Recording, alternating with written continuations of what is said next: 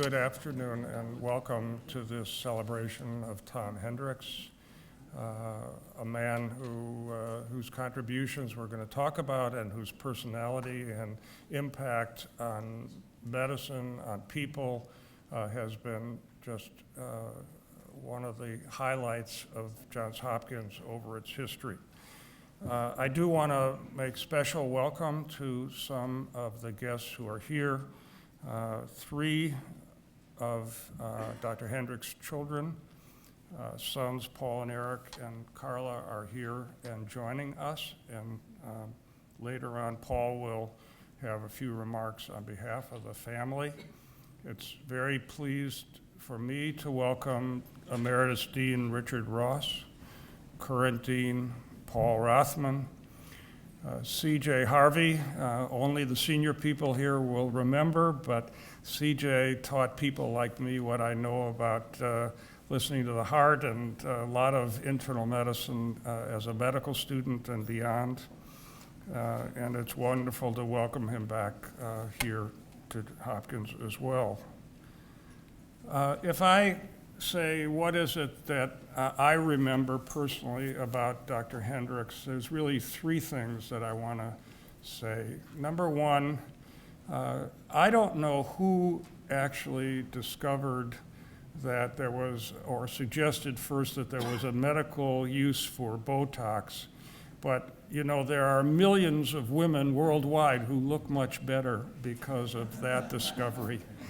And the truth is that was, I remember his face and I remember his enthusiasm about the idea of discovery, that this was something that came from some idea, and the idea that there could be the practical use of something that was lethal and made in nature was something that he understood how conceptually exciting that discovery really was.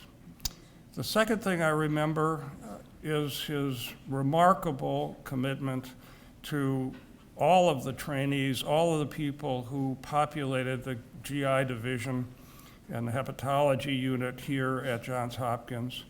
And I remember in my last visit with him at this year's clinical and climatological meeting that when I said, gee, I think the division is now better than it has ever been, and bigger and bolder and having more to offer and more young people doing exciting things, he just lit up, understanding that this was his division, his descendants that were making this tremendous impact. And I particularly was proud and talked with him about recruiting Jay Pastrika back as a real leader of gastroenterology, one of his very, very prominent trainees.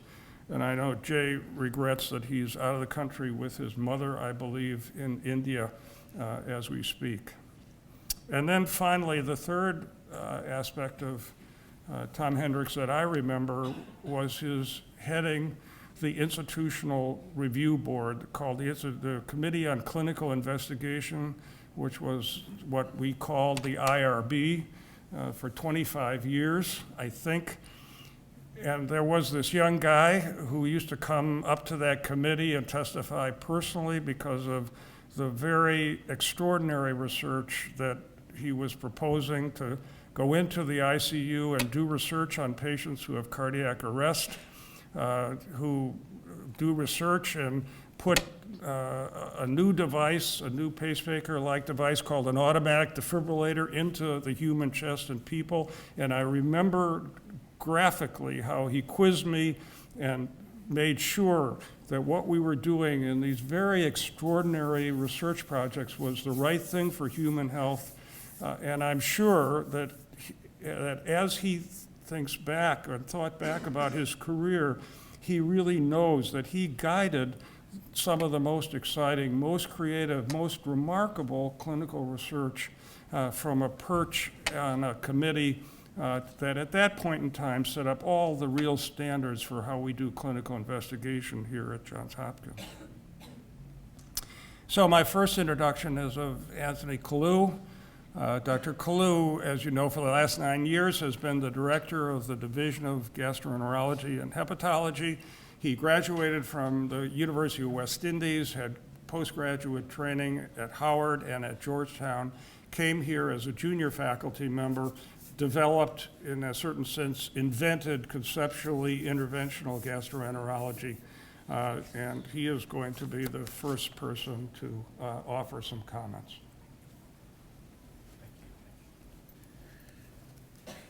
Thank you, Mike. My experiences of Tom are far less than the other speakers, so my talk will be much shorter.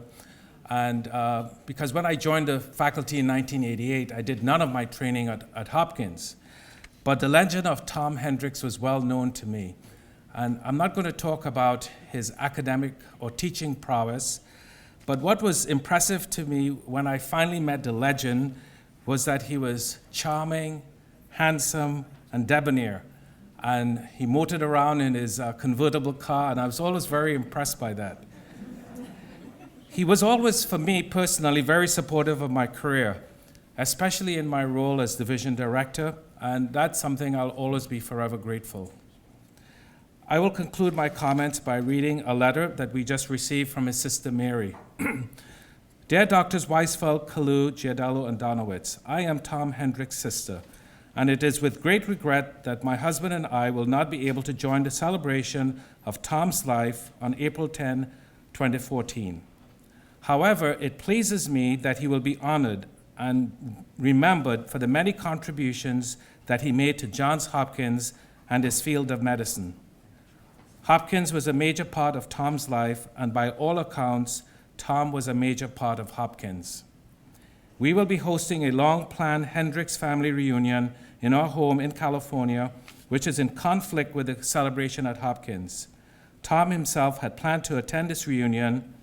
It was just one of many events on his calendar at the time of his death. He was on his way to one of his emeritus classes at Washington College at the very moment of his attack.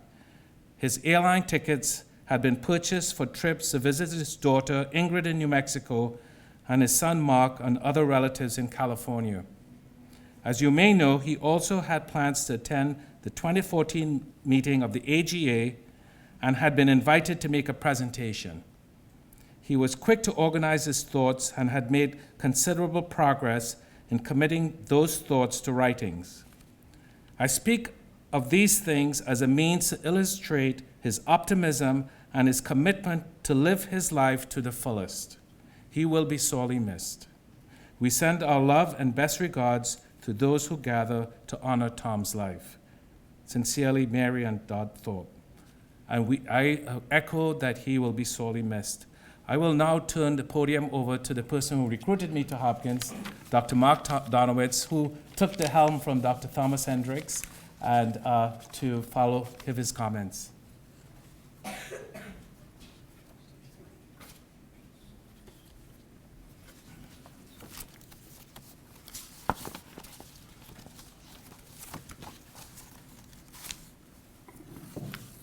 Hello, everybody. So as Tony said, I was the person who was selected to take over the division from Tom. And I was really brought in as an agent of change. And I'm going to describe to you how Tom greeted me. First, though, I'd like to state, just like everybody's speaking today, we all loved Tom Hendrix and respected him greatly. And not only did he start the GI division, but he's really the one who defined its values that we had when he was here and the values that continue. And really, as the new medicine develops, we continue fighting to maintain Tom's values, which we think are really the essence of what we're about.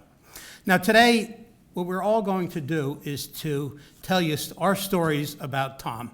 And we all have different stories, and they're all wonderful stories. And I know that in the little handout you got describing today's event, we gave quite a detailed history of Tom. But we thought that it would be important to go through some of those things, and we kind of fought to be the one to tell you about that.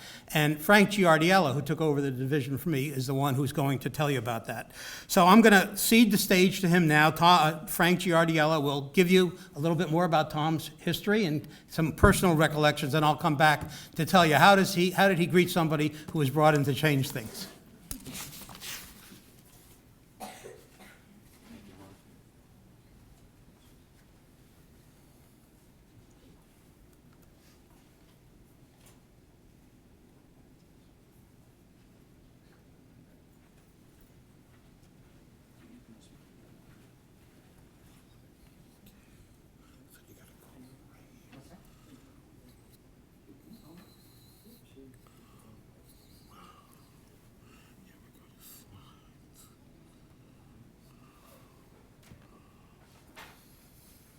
Okay, thank you.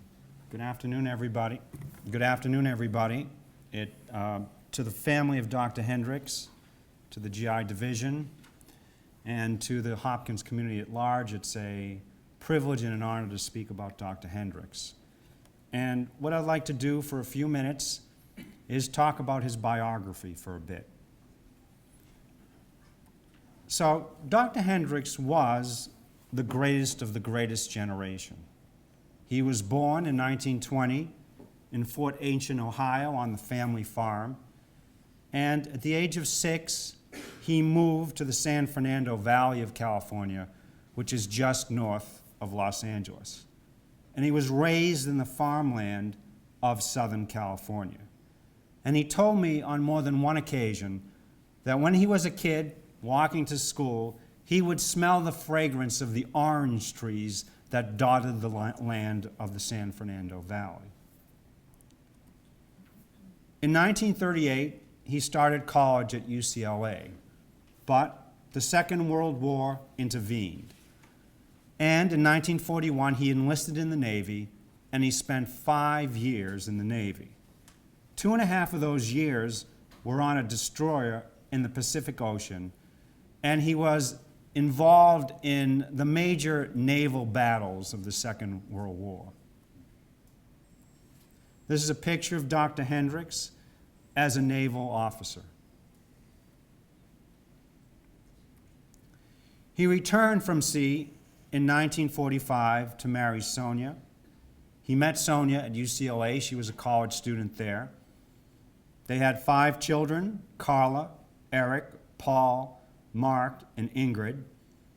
And Dr. Hendrix and Sonia had a 63-year marriage until Sonia died in April of 2009.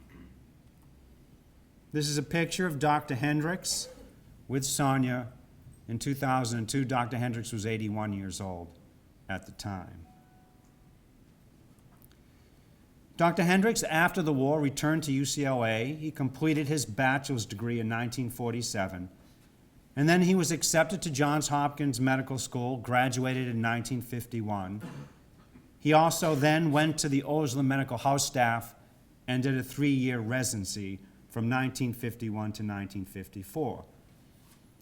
A few months before he graduated from the residency, Dr. Mac Harvey, who was the chief of medicine, called him up to his office.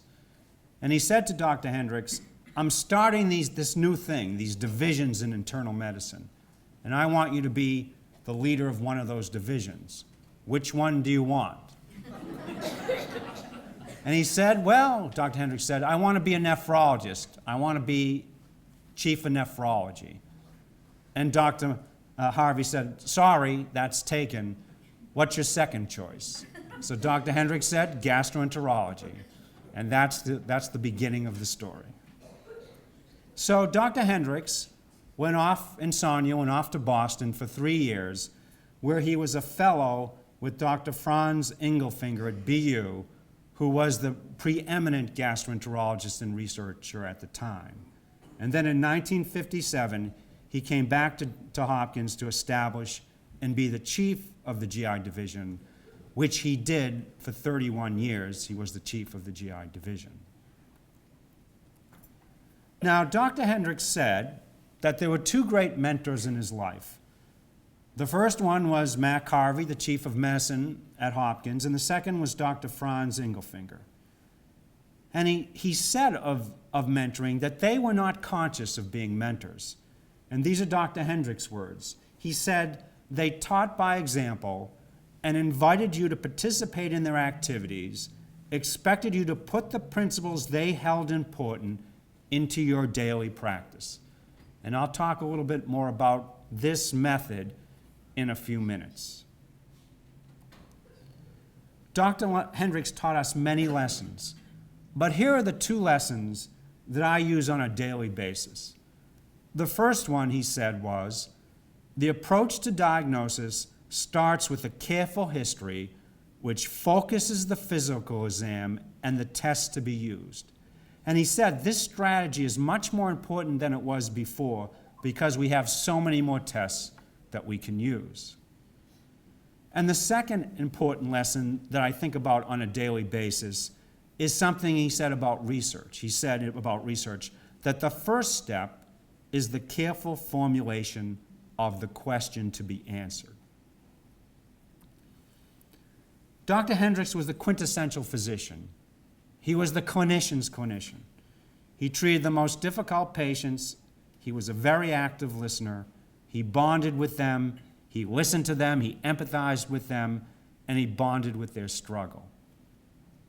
And he also was always attempting to understand the pathophysiology of the patient's disease because he felt that if you understood the mechanism of their disorder, that you could cure them and relieve their suffering. He was a role model for many things. He was a role model on how to treat the patient, on how to treat your colleagues, on how to approach a problem. And it was invaluable to go in with him into the room with the patient and him, and see how he counseled the patient. He was a program director, we've mentioned that. He founded and built the GI division. He founded the fellowship from which over 200 fellows have graduated and taken a variety of leadership positions throughout the country. And tomorrow at Medicine Grand Rounds, you'll see two of those leaders. This is a picture of Dr. Hendrix in 1965. And here you see Dr. Bayless, who will speak in a few minutes, who was one of Dr. Hendrix's first fellows. And you also see Dr. Schuster, who started the program at Bayview. He was also one of Dr. Hendrix's first fellows. In 1970, a picture of the division, Dr. Hendrix, Dr. Milligan, one of his fellows, also Dr. Bayless, and in the back is Dr. Bedeen, and Dr. Bedeen is also in the audience somewhere as well. And finally, 1973, you can see Dr. Hendrix is a bit of a hippie in this picture. But there again is Dr. Bayless by his side, Dr. Milligan, and Dr. Bedeen. Now, at first glance, Dr. Hendrix could be intimidating. He was tall, he was ruggedly handsome, very bright, and had a very commanding personality. But we all knew, 5 minutes later you would know, that he was a big teddy bear and that he was very caring to everybody around him. He was the paragon of civility. He was a gentleman. He held the door. He stepped aside. He brought Linda Welch, his administrative assistant, roses. He made people feel special. And you always felt like he had your back. And he was very altruistic. He loved his wife and his children, and he definitely loved his parents, and his mother lived to be quite elderly. Now, we just had Journal Club this morning, but back in the day, as they say, when you had Journal Club with Dr. Hendrix, it was a different experience. There was a table, and there were 7 or 8 people around the table. One of them was you, and one of them was Dr. Hendrix. And Dr. Hendrix had very high expectations of your presentation. But you always felt very supported in that environment, and he always asked a lot of questions. He wanted you to understand or try to think through what you were saying and also what the authors were saying in the article. Now, at the end of my first year of fellowship, Dr. Hendrix came up to me and said, Frank, I want you to come with me to Chicago. There's a research project I'm thinking about. Let's go to the investigators meeting and find out what it's about. Well, frankly, I was intimidated. You know, I didn't want to spend 48 hours with Dr. Hendrix, my boss. I really didn't. But what could I say? You know, I had to go. So I said, sure, Dr. Hendrix, I'll meet you at the airport. Dr. Hendrix said, no. You park here at Hopkins and I'll drive you to the airport. So I said, okay. So the day came for the flight. I got out of my car. I'm rolling my bag through the garage with him. And he stops at this car. So this is a Triumph Spitfire. He stops at the car, he takes my bag, and he jams it in the trunk. He gets in, the top is open, he has a suit jacket on, he takes a scarf, puts it around his neck, puts racing gloves on, and we bomb down the highway to the airport. Now, I was totally shocked. I mean, this was a big disconnect for me. Here I knew Dr. Hendrix as this professorial individual in the hospital, and now I'm bombing down the highway with my hair going all over the place. I had more of it, had it all over the place.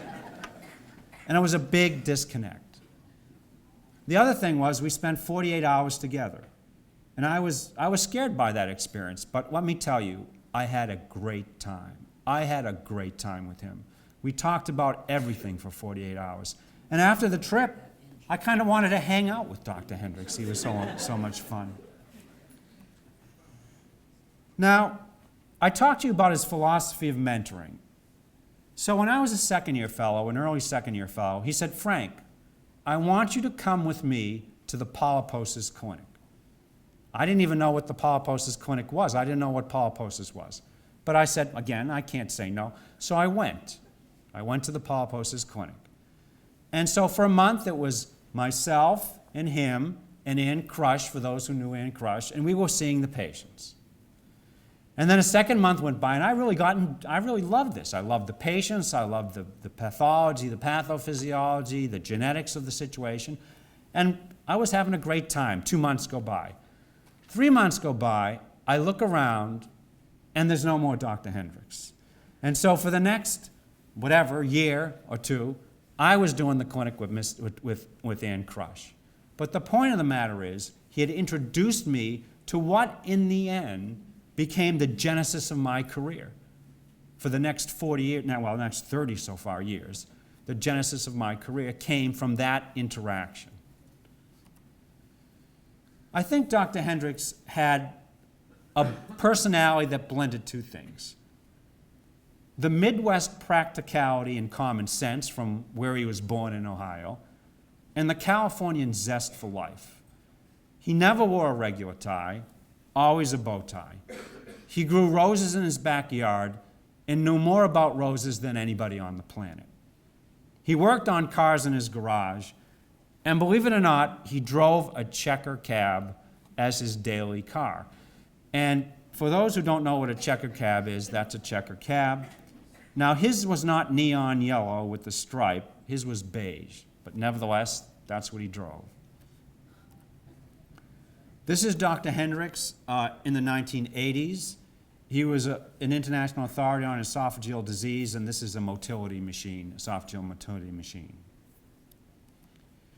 This is Dr. Hendrix at his retirement party in 2002, and this is Dr. Yardley on the other side of me, who was the head of the Department of Pathology for a number of years. And as you've just heard, he was the leader of the IRB for over 2 decades.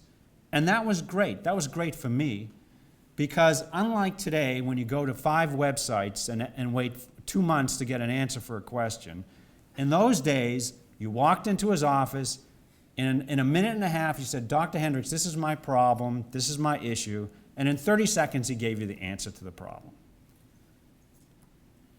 This is a picture of Dr. Hendrix. He stopped by in 2009 to say hi in our office.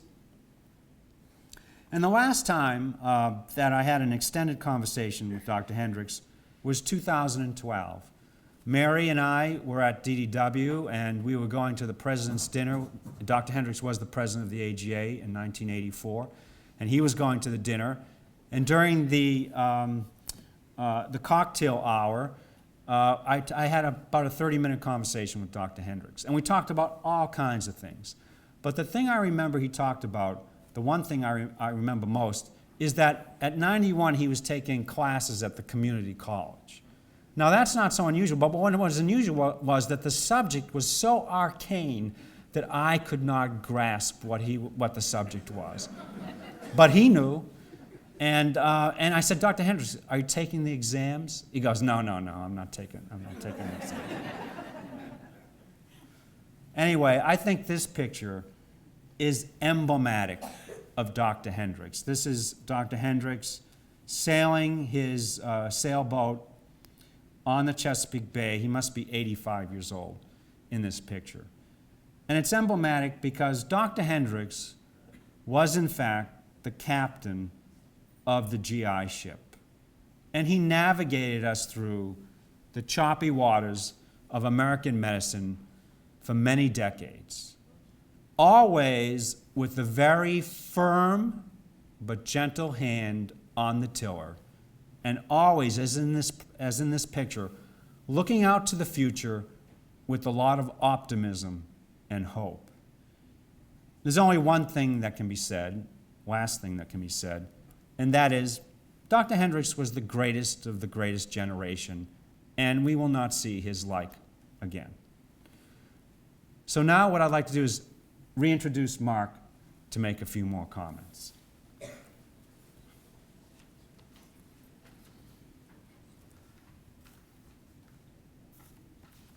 get back to that picture.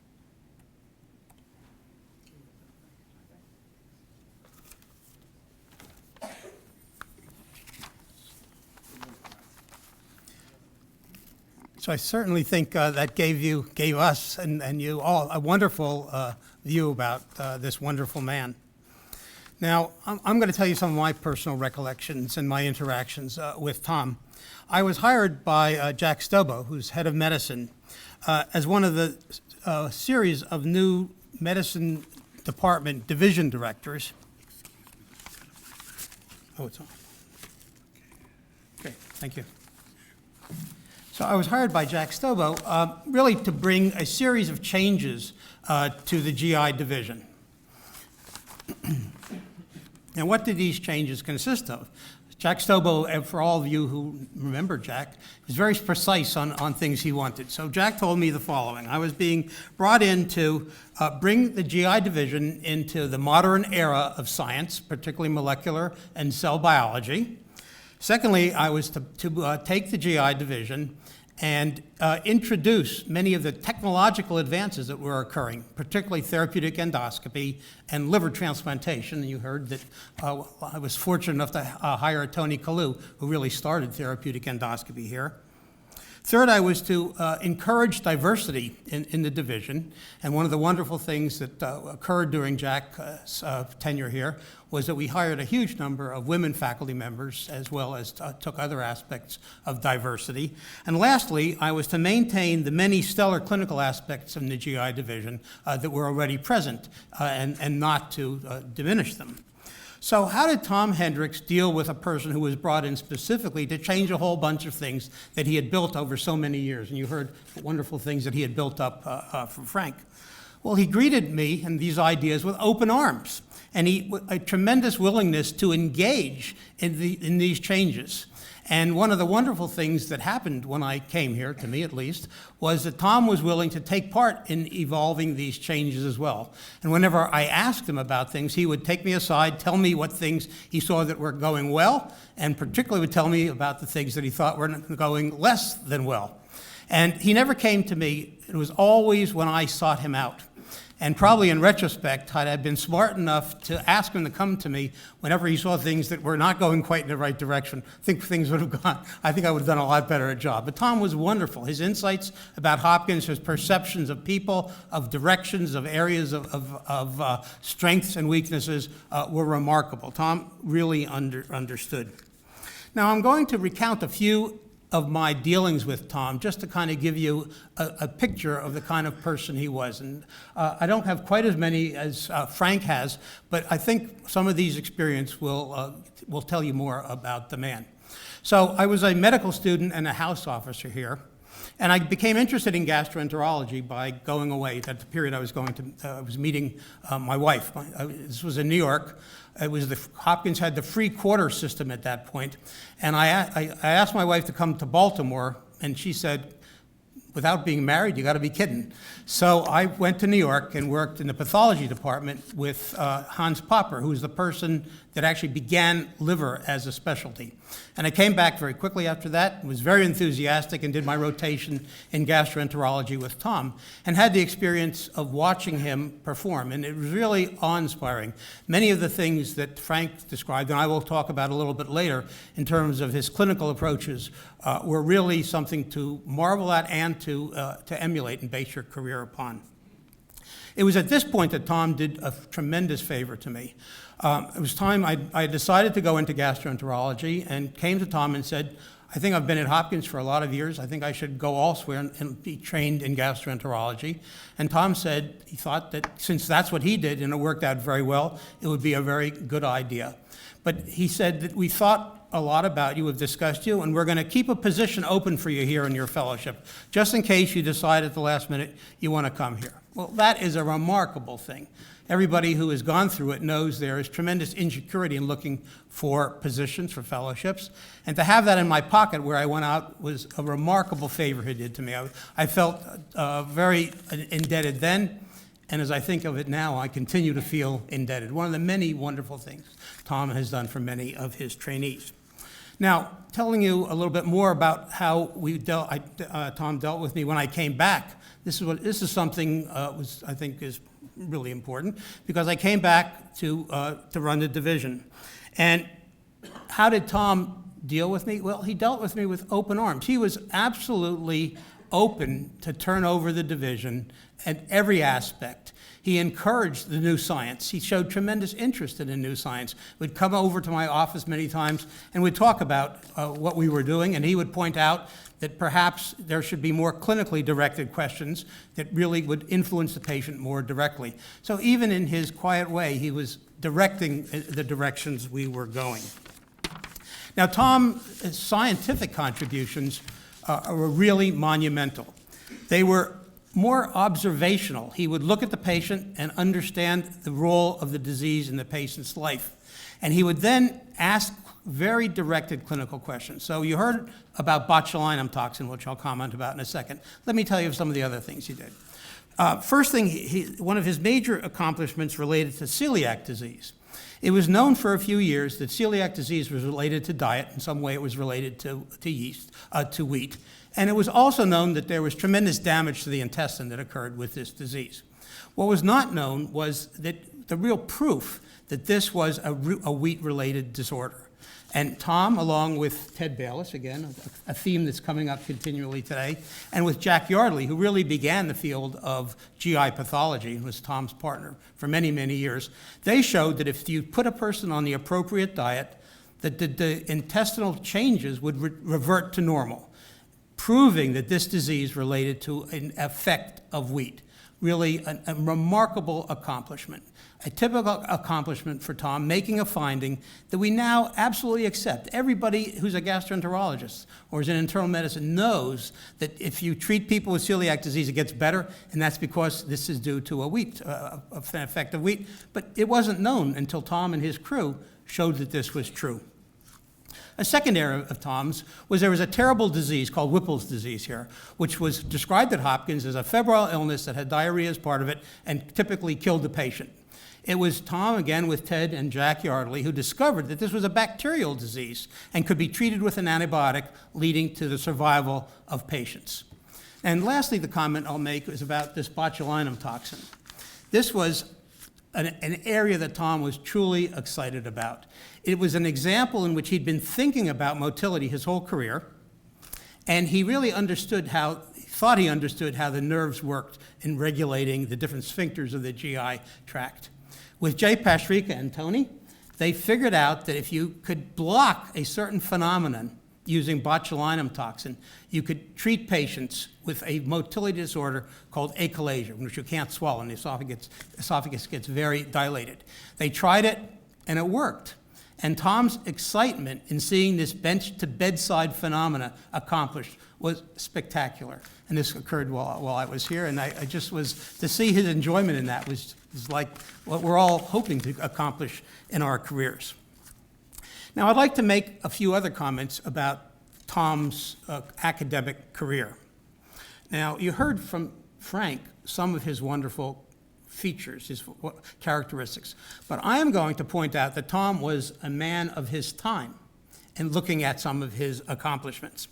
He was, of course, a triple threat. He was a spectacular clinician, a researcher at the highest level, and a wonderful administrator, particularly in dealing with the GI division and this institutional review board. And he did all of these events while all of these things while passing on his values to all around him, to the GI division, to the GI division faculty, to the fellows, and probably to the people all throughout Hopkins. But he was a man of his time. Now, what am I talking about? So as a clinician, you heard from Frank that he was always asked to see the most difficult cases. And he always thought about how the disease affected the patient. He would see the patient, do the history, do the physical, come to a conclusion, and then present his views to the house staff and the other attendings. And he always did this in a way in which he seemed very relaxed, took a great deal of time in these presentations, because his goal was to get his ideas understood and accepted, because he had the ability to figure out what was important for the patient. How is the disease affecting the patient? How can I improve that? And he wanted to be certain that that was what occurred with the patient. He was fantastic at that. Now, what do I mean he was a man of his time? Isn't that what we all do? Well, Tom's clinical activities really were occurring prior to the concept that billing was important for your clinical activities. It took a great deal of discussion and urging that he began billing for his clinical activities. And I can tell you, as we're looked over carefully for our billing practices, not once did he ever overbill. Now, in research, Tom made many of these really important observations. And I've commented on some of those observations to you. But Tom's, again, being a man of his time, many of this occurred before the period that the NIH was really the quintessential definition of success in research. He was making his wonderful accomplishments before the concept that if you didn't have an NIH grant, you were looked down upon in research. And in fact, and worse and different than that, not only did you have to get NIH grants, but it turns out that you have to end up spending a majority of your time getting NIH grants. Tom never had that. In fact, his wonderful research accomplishments occurred prior to this period, and as far as I could tell, even talking to Ted, I don't think he ever applied for or had an NIH grant, though he did have a training grant. Maybe I'm wrong about that. Now, administratively, Tom in the IRB really did it the way it should have been done. His goal was to assure, to have the patients take part in research, have them understand what they were taking part in, and assuring their safety. Those were his goals. And he did it spectacularly by talking to people, but he really didn't, he did this at a period prior to the lawyers and the paperwork being overwhelming, so that all of us dread taking part in that activity. He made it an experience where you felt that you were really doing it for the patient's well-being, that the patient would understand, and they would want to take part in research, and he accomplished that beautifully. Now, Tom had a remarkable ability in all his activities of appearing very calm. Now, how could that be? How could he be taking part in the terribly difficult cases, the administrative battles, the pressure to charge for your activity? How could he be so calm? What allowed him to do that? And Frank gave a slight hint of that. He took part in the Second World War, where he actually saw battle, and he was at the helm of his destroyer, a ship that accompanied the destroyers. So he saw lots and lots of death, I'm sure, and the battles. And there's one story that I was told though Tom never told it to me, it's possible it's wrong, that he was at the helm during a very major storm where the boat was being buffeted. And the boat, he said, turned 360 degrees under his direction. And he was able to right it without people being thrown off the boat.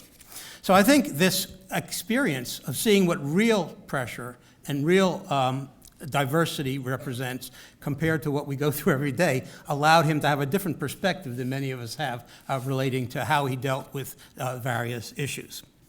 The last thing I'd like to comment on is Tom's values. You've heard that we still look at those values as the driving force behind the GI division. So let me make a couple comments about his values, at least the ones I took away. First, clinically, relating to clinical things, always think how the disease affects the patient and how can that aspect be corrected to the patient's to improve the patient's well-being. Getting the right diagnosis is important, but improving the lot of the patient is, on every case, has to be what you consider doing. Sometimes it's important to do a procedure, sometimes not important to do a procedure, but it's always important to advocate for the patient and improve their lot. Second, in research, it's always important to learn from the patients, see what their problems are, what is not capable of being corrected currently, and think about how your research can improve the patient's lot from a question-asking point of view. Thirdly, Tom was a great believer in research. There's just everybody who knows him absolutely knows that. But he always felt that it was very important that research shouldn't be done that could possibly harm the patient, even if it was good for your career. And you had to put the patient first at every second that you were involved with the patient. These values that Tom espoused and passed on to us really still represent the values of our division. We fight for them frequently as the billing issues become bigger and bigger, as it gets harder and harder to get research funding. But these are the values that are our core values, and hopefully we'll continue them. And going forward, and if that's true, I'm sure that Hopkins and the division and the Department of Medicine will remain at the pinnacle of medical medicine in the United States. So thank you for.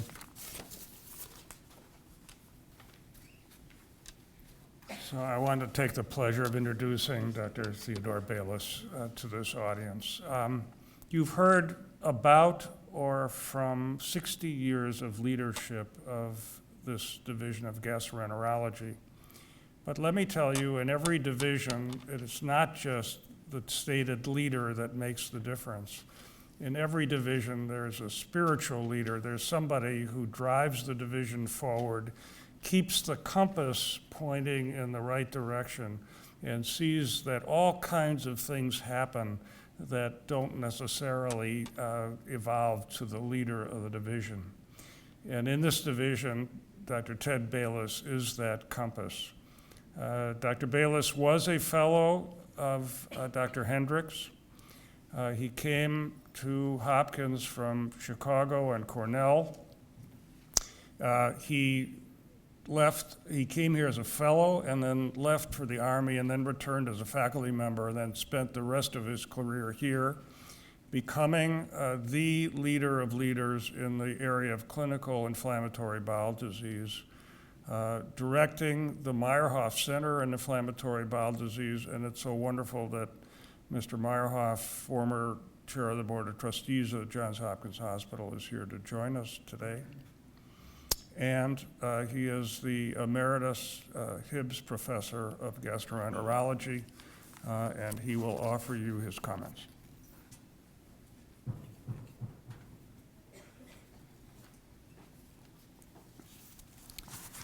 Thank you. I think I will try to emphasize 5 points that have been made already.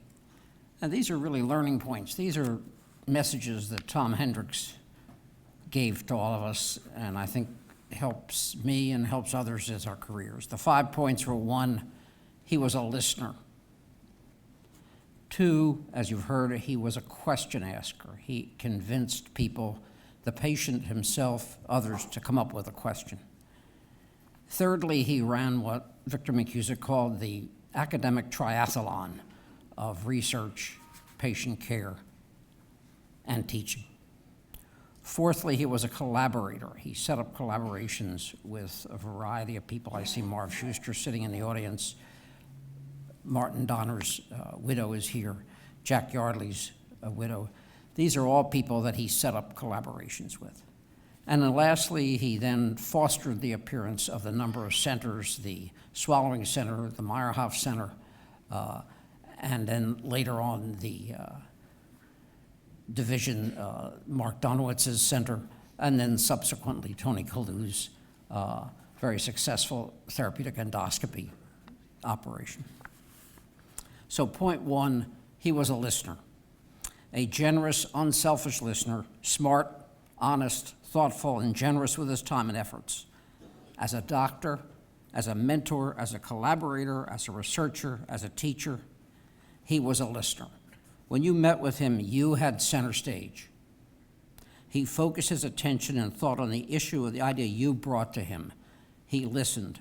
He participated. He was part of the project, of patient care experience. As the next step, after carefully listening with his undivided attention, you and Tom would arrive at a consensus as to what was the key question to be answered. So point two was the question. The importance of the well-formulated question. As a goal of the division, the question was usually aimed at improving patient care, as Mark Donowitz said. This could be through better application of therapy or by better understanding of the mechanisms of disease. Jim Potter, our colleague, wrote to Tom and asked him to write out his thoughts on teaching. And I quote Tom, "In teaching clinical gastroenterology or basic science, the first and most important and often difficult phase is properly forming and limiting the question, regardless of whether the object is a patient's complaint or an observation in the laboratory or a question in the literature that does not seem to have been answered satisfactorily. An overriding goal of the questions and Tom's efforts was to, as I just mentioned, improve patient care. This was the theme of the division. We had to practice better care. Point three, he was a scientist and an academic gastroenterologist. He was the champion of the so-called academic triathlon, patient care, research, both clinical and basic, and the third leg, teaching. He and his division excelled in all three. Patient care. He listened to the patient's history, as Mark Donowitz said, gently guiding the discussion towards the patient's current problem. Tom taught and practiced, quote, "The physician must understand what the patient's problem is for which he or she is seeking help.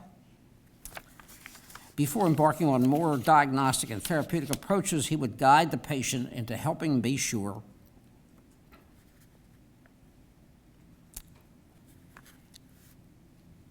that both the patient and the doctor are on the same page, talking about the same thing. After explaining the rationale for a therapeutic plan, he often used an effective tool that he liked to talk about, tincture of time. Patients had regular follow-up visits scheduled. They had access to his telephone contact. Linda Welsh will attest to that. That was unusual then, even rare now. GI rounds, as Mark Donowitz focused, these were centered on the fellows presenting an unanswered patient problem. They didn't present lectures, they presented a problem, a patient's problem. You didn't show an endoscopy picture or a biopsy slide to Tom Hendrix without knowing the patient's history, the question being asked, and what are you going to do with the answer? Tom's comments around would often bring the discussion to a critical point. He and other faculty probed ideas, priorities for diagnosis or therapy, and at times, unanswered research questions that could be taken up by the division, ideally involving that fellow. We all learned, patients benefited, and new research were hatched. Tom Hendrix' comments at rounds would often bring the discussion to a critical point. Bob Gaylor, professor of radiology who attended rounds, reminded me of a typical interchange. A patient with very complicated Crohn's disease was being presented, and numerous diagnostic and therapeutic interventions were being suggested. Tom Hendrix' comment was, "It's not clear which of these will help the patient, and I believe many of them will certainly make her worse." He was clearly the voice of reason.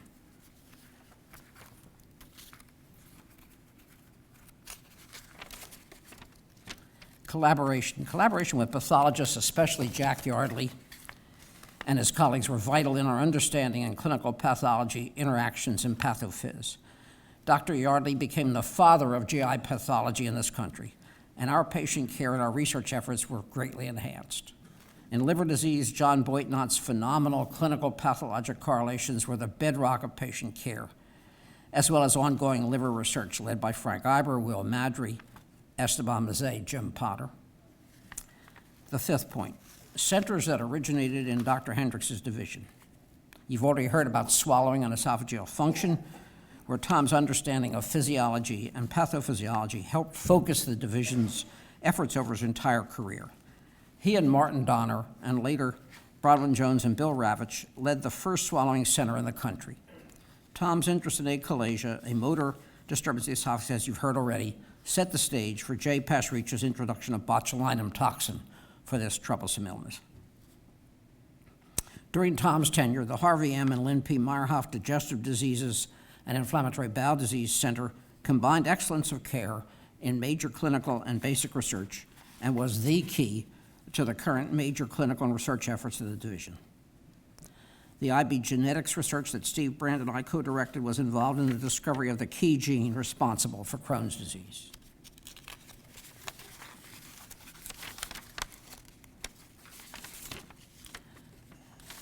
Dr. Albert Mendeloff, the leader in IBD epidemiology at Hopkins and US, helped our research efforts in the genetics of Crohn's. Collaboration with John Cameron and his surgical colleagues in the Meyerhoff Center defined many of the principles of surgical care of Crohn's disease. As you've heard, Mark Donowitz, Tom's successor as division chief, used Meyerhoff funds and NIH funds to build the nation's leading epithelial transport and diarrhea center. As Mark alluded, it was gratifying to look back at Tom Hendrix's idea from the 1960s on cholera and the possibility of oral rehydration solution as treatment, and appreciate that they had been confirmed by the sophisticated techniques in Mark's lab, as well as by years of clinical experience worldwide. Another example of Tom Hendrix's clear thinking and sophisticated question asking. Dr. Kalu and his colleagues have expanded the division in the Meyerhoff Center into one of the world's leaders in therapeutic endoscopy and clinical gastroenterology and liver disease. The division has a major global impact with collaborations in Asia, the Middle East, and the Caribbean. In summary, we are celebrating Tom Hendrix's leadership, his ability to listen, to observe, his passion for getting everyone to properly formulate, limit, and focus the question, whether it be the patient's complaint or as one considered a research question in the lab or in a clinical arena. Again, his focus was to improve patient care. We, his mentees and colleagues, have been career-long beneficiaries. The current division and the centers that arose from Tom Hendrix's nurturing are lasting tributes to him. Thanks, Tom. You were our leader.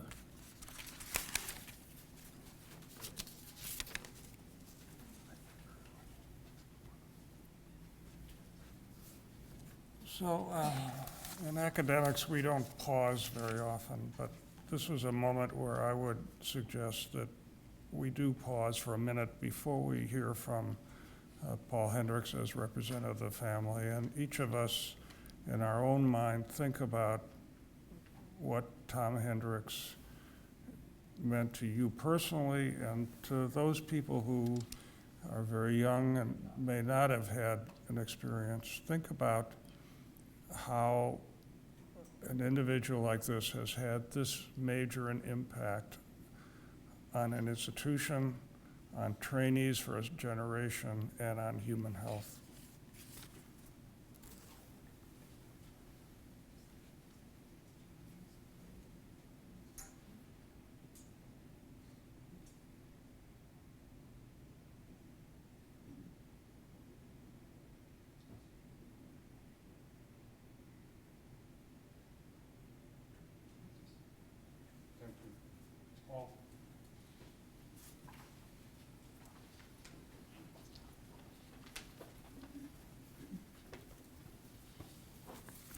Well, first of all, I'd like to thank you all on behalf of my family for this event. I'm sure my father would have been very pleased. Since you all knew him as a colleague, I'd like to give you a little personal background to amplify what's already been said. He was born in 1920 in the upstairs bedroom of an Ohio farm that my grandfather and his brother bought when my grandfather got back from France in 1918. When we visited the farm in the 60s, there was still no indoor plumbing and meals were prepared on a wood cook stove.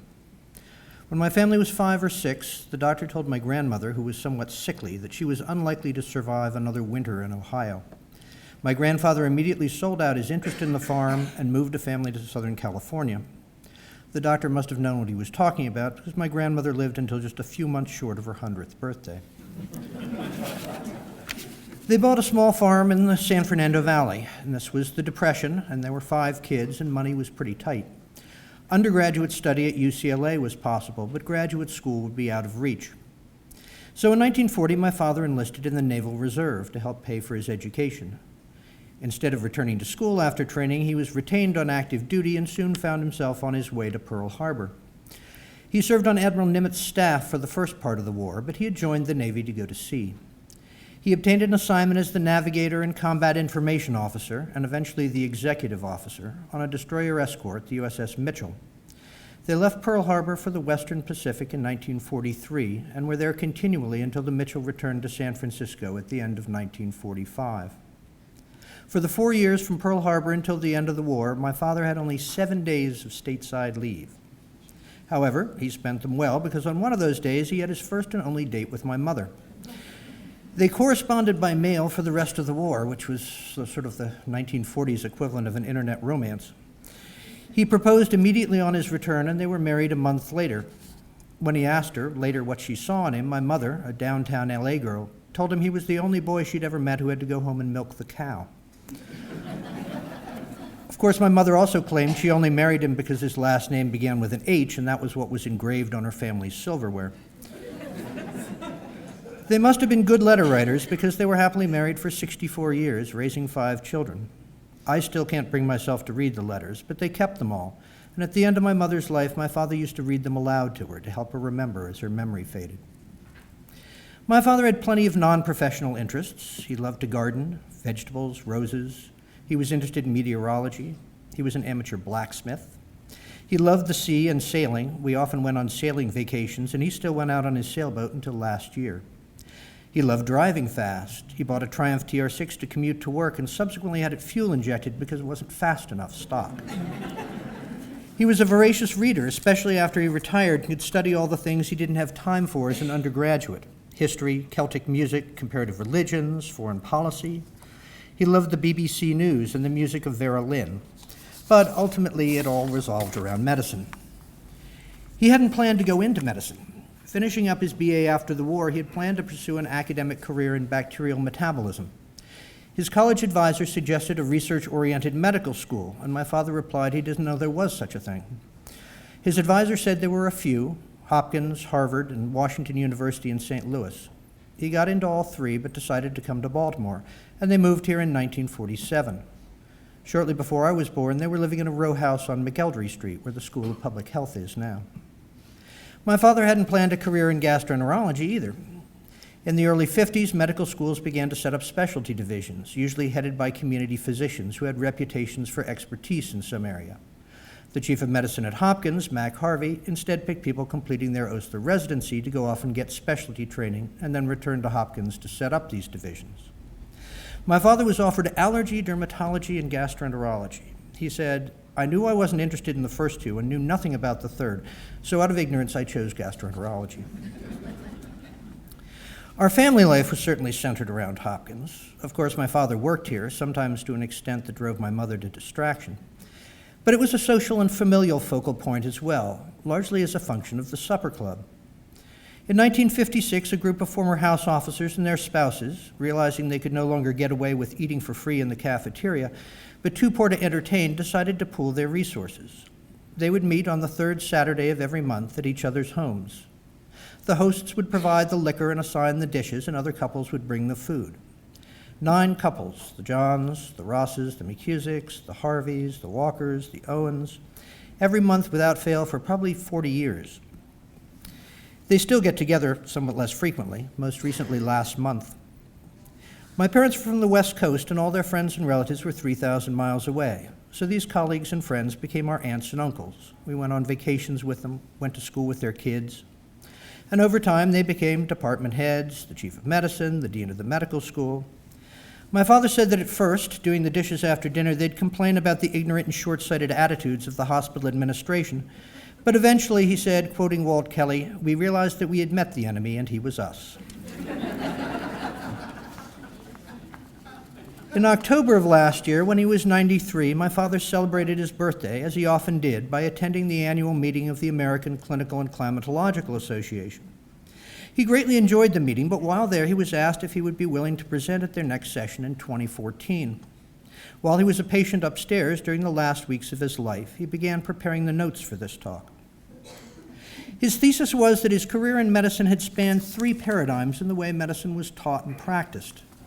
Prior to the 40s, medicine had been taught by prominent practicing internists in the community who were specialists in that they had medical hobbies, such as tuberculosis or cardiac disease.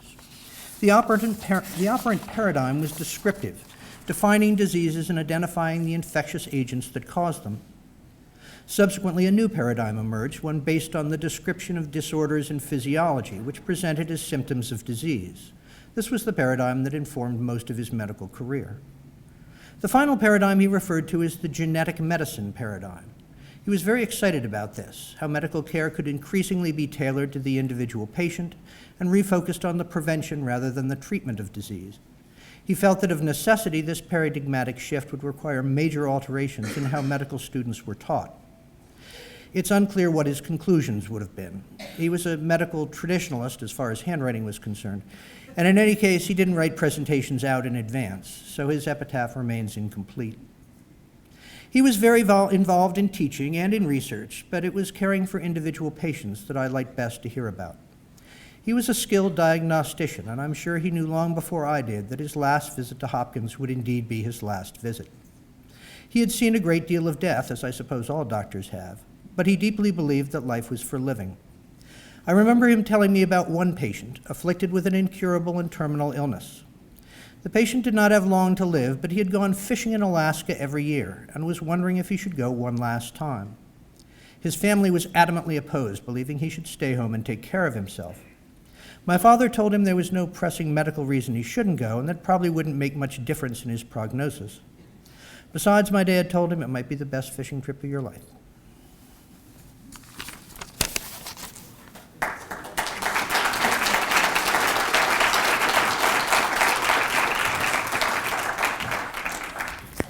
We will continue to celebrate Tom Hendrix' life and contributions tomorrow morning. Medical grand rounds, as always, in Hurd Hall of the Johns Hopkins Hospital, will feature 2 really illustrious, internationally known former fellows of Tom Hendrix, Lopa Mishra, who is the head of the gastroenterology department at MD Anderson Hospital and Center in Houston, Texas, and Vincent Yang, who is my counterpart, chair of the Department of Medicine at Stony Brook Hospital on Long Island in New York. So that'll be tomorrow, 8 o'clock, Hurd Hall. I finally want to acknowledge the contribution of Linda Welch. Linda is here and was Tom Hendrix' administrative assistant for many of his years. And I know the contribution that you made because I have administrative assistants that keep me doing my job in the best possible way every day. Thank you. And finally, Richard Johns,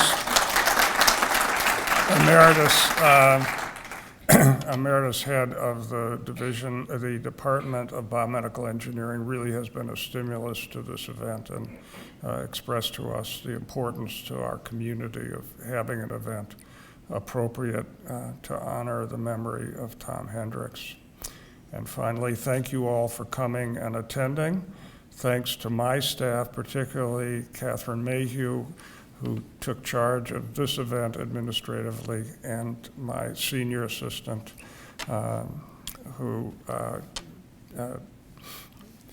really has added to so many of the events here, Dana Freeman. So thank you all once more for coming, and thank you for helping us to remember all that there is to remember about this man, his contributions, his personality, and his impact. Thank you.